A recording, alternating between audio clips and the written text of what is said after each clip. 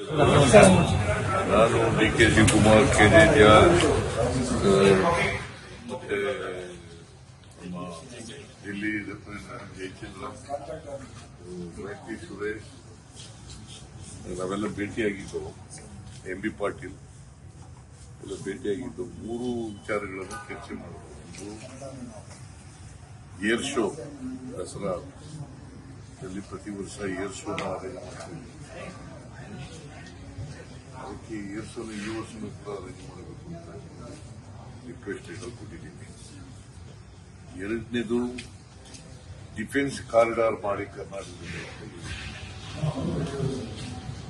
ಈಗ ಯುಪಿನಲ್ಲಿ ಮಾಡಿದ್ದಾರೆ, ತಮಿಳುನಾಡಿನಲ್ಲಿ ಮಾಡಿದ್ದಾರೆ. ಅದಕ್ಕೆ ಅದೇ ರೀತಿ ಕರ್ನಾಟಕದಲ್ಲೂ ಮಾಡಿ ಅಂತ ಹೇಳಿದ್ದಾರೆ.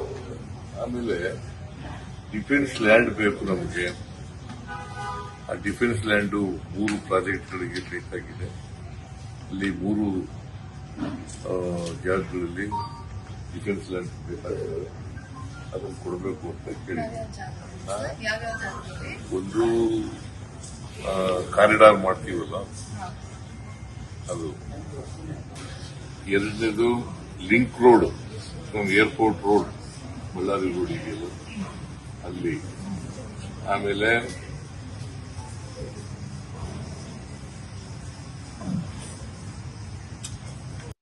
ರಾಹುಲ್ ಗಾಂಧಿ ಅವ್ರನ್ನ ಏನಾರು ಭೇಟಿ ಮಾಡ್ತೀರಾ ಸರ್? ರಾಹುಲ್ ಗಾಂಧಿ ಅವ್ರನ್ನ ಏನಾರು ಭೇಟಿ ಮಾಡ್ತೀರಾ? ಆ ಥರದ್ದು ಅವ್ರ ಏನು ಅಪಾಯಿಂಟ್ಮೆಂಟ್ ಕೊಟ್ಟಿಲ್ಲ.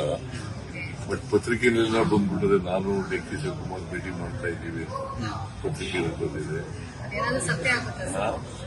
ತಾವೇನಾದ್ರು ಕೇಳ್ತೀರಾ ಅಪಾಯಿಂಟ್ಮೆಂಟ್ ಏನಾದ್ರು ಕೇಳ್ತೀರಾ? ಕೇಳ್ತೀವಿ, ಅವ್ರು ಕೊಟ್ಟರೆ ಭೇಟಿ ಮಾಡ್ತೀವಿ. ಸರ್, ಇದು ಪರಿಷತ್ತು ಮತ್ತೆ ನಿಗಮ ಮಂಡಳಿಗಳ ನೇಮಕದ ಬಗ್ಗೆ ಒಂದಿಷ್ಟು ಚರ್ಚೆಗಳಾಗ್ಬೋದು. ನಾಳೆ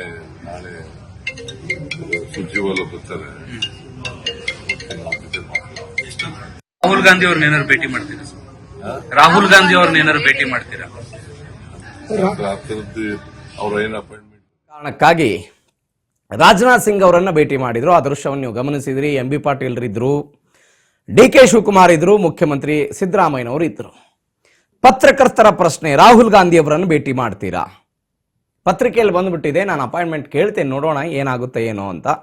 ರಣದೀಪ್ ಸಿಂಗ್ ಸುರ್ಜೇವಾಲಾ ಕರ್ನಾಟಕದಲ್ಲಿದ್ದಾರೆ. ಶಾಸಕರ ಅಹವಾಲುಗಳನ್ನು ಸ್ವೀಕಾರ ಮಾಡ್ತಿದ್ದಾರೆ, ಸಮಸ್ಯೆಗಳನ್ನು ಆಲಿಸೋ ಪ್ರಯತ್ನವನ್ನು ಮಾಡ್ತಾರೆ. 2 ದಿನ ಆಯ್ತು ಅವರಿದ್ದು ಬೆಂಗಳೂರಲ್ಲಿ. ನಾಳೆ ವಾಪಸ್ ದೆಹಲಿಗೆ ಹೋಗ್ತಾರೆ. ನಾಳೆಗೆ ದೆಹಲಿಗೆ ಹೋದ ಮೇಲೆ ಪಕ್ಷದ ಆಂತರಿಕ ವಿಚಾರಗಳ ಬಗ್ಗೆ ಚರ್ಚೆ ಆಗುತ್ತೆ ಅನ್ನೋದು ಸದ್ಯಕ್ಕಿರುವಂತ ಮಾಹಿತಿ. 4 ಪರಿಷತ್ ಸ್ಥಾನಗಳು ಖಾಲಿ ಇದೆ. ಕಳೆದ 1 ತಿಂಗಳ ಹಿಂದೆ 4 ಪರಿಷತ್ ಸ್ಥಾನಗಳಿಗೆ ದಿನೇಶ್ ಅಮ್ಮಿನ್ಮಟ್ಟು, ರಮೇಶ್ ಬಾಬು ಮತ್ತು ಒಬ್ರು ಲೇಡಿ, ಒಟ್ಟು ಟೋಟಲ್ 4 ಹೆಸರುಗಳನ್ನು ಕಳಿಸಿದ್ರು. ಆದರೆ ಆ 4 ಹೆಸರುಗಳಿಗೆ ಕಾಂಗ್ರೆಸ್ ಹೈಕಮಾಂಡ್ ಅವರು ಒಪ್ಪಿ ಅದಾದ ನಂತರ ರಾಜಭವನಕ್ಕೂ ಹೋಗಿತ್ತದು.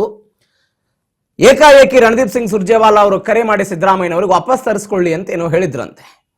ಹಿಂಗಾಗಿ ಆ ಹೆಸರುಗಳು ಫೈನಲ್ ಆಗಿರಲಿಲ್ಲ. ಈಗ 4 ಪರಿಷತ್ ಸ್ಥಾನಗಳಿಗೆ ಯಾರನ್ನ ಕಳಿಸಬೇಕು, ಯಾರಿಗೆ ಅವಕಾಶವನ್ನು ಕೊಡಬೇಕು ಅನ್ನೋದ್ರ ಬಗ್ಗೆ ಚರ್ಚೆ ಆಗ್ತಾ ಇದೆ. ಅದ್ರ ಬಗ್ಗೆ ಹೈಕಮಾಂಡ್ ಏನ್ ನಿರ್ಧಾರ ತೆಗೆದುಕೊಳ್ಳುತ್ತೆ? ಡಿ.ಕೆ. ಶಿವಕುಮಾರ್ ಅದಕ್ಕೇನಂತಾರೆ? ಕಳೆದ ಬಾರಿ ಸಿದ್ದರಾಮಯ್ಯನವರ ಬಣದವರಿಗೆ ಕೊಟ್ಟಿದ್ದಾರೆ, ಕೆಲವೊಂದಿಷ್ಟು ಜನ ಕಾಂಗ್ರೆಸ್ಸಿಗೆ ಇತ್ತೀಚೆಗೆ ಬಂದಿದ್ದಾರೆ, ಅವರಿಗೆ ಅವಕಾಶವನ್ನು ಕೊಡಲಾಗಿದೆ. ಮೂಲ ಕಾಂಗ್ರೆಸ್ಸಿಗರು ಅವರಲ್ಲ. ರಮೇಶ್ ಬಾಬು ಅವರ ವಿಚಾರದಲ್ಲಿ ಹಂಗೆ ಆಗಿತ್ತು. ಈ ಎಲ್ಲ ಚರ್ಚೆಗಳು ಆಗ್ತಾ ಇದೆ ಅನ್ನುವಂಥದ್ದು ಒಂದು. ಎರಡನೇದು ನಿಗಮ ಮಂಡಳಿಗೆ ನೇಮಕ ಮಾಡೋದು.